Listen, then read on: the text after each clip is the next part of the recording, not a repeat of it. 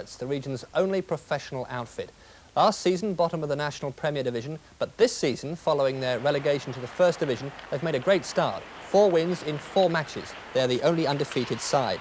There's been an influx of new personalities at Peterborough, including Garry Unger, a former pro in Canada with Toronto.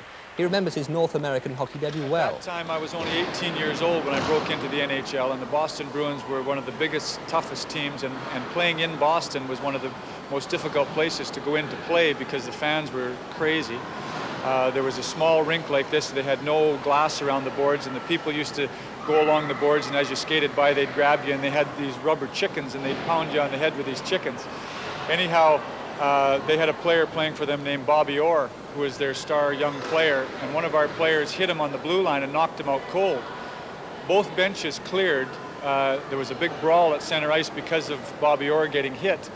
And everybody on both teams are supposed to go to center ice and have this big fight. And I looked at these guys, and I was trying to hide underneath the bench, and the trainer was trying to throw me over the boards to get me onto the ice because there's no way I was going on to fight against the Boston Bruins.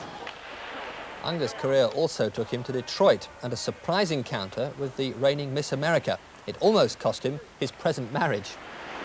I was the youngest player on the team, and everybody else was about 30 years old and was married and had a couple kids, so I was kind of like a marketable item as far as the media was concerned, and so was she. And she had put a quote in the paper that she had liked ice hockey, and so the guys lined it up for me to have a radio interview with her and do some autographs, and I didn't know anything about it. They just told me that we were going down to sign some autographs, and it turned out to be Miss America, and you know, my eyes were like this. But I was engaged at the time.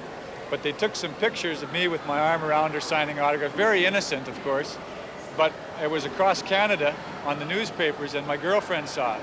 Eventually we got disengaged, and I started dating Miss America. Eventually she forgave me, and I got married to her when about 6 years later. All's well that ends well. If you want to see the Pirates, incidentally, they're at home on Sunday. The opponent's Blackpool Seagulls. Face off 6:30.